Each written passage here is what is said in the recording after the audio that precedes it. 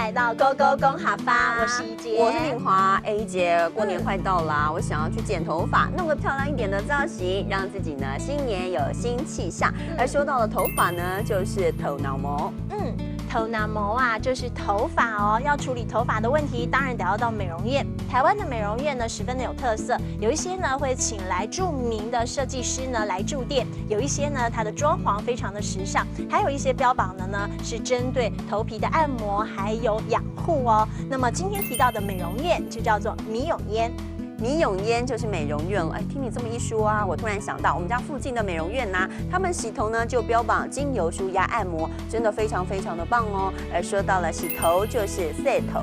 洗头就是洗头哦。台湾的洗头文化非常的有名，很多外国的观光客来到了台湾都指明要来体验。因此，今天教给你的一整句话就是到美容院洗头很舒服。这句话应该要说的是：去美容院洗头易松松。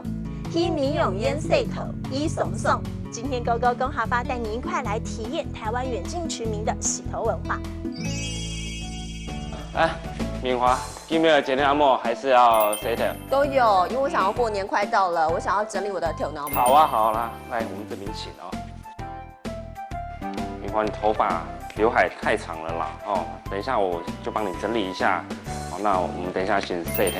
好，来这边请。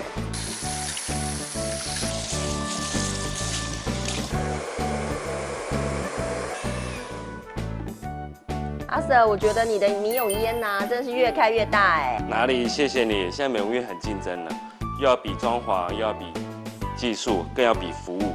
说到技术跟服务啊，我觉得你们洗头用精油按摩真的很舒服哎。哦，谢谢你。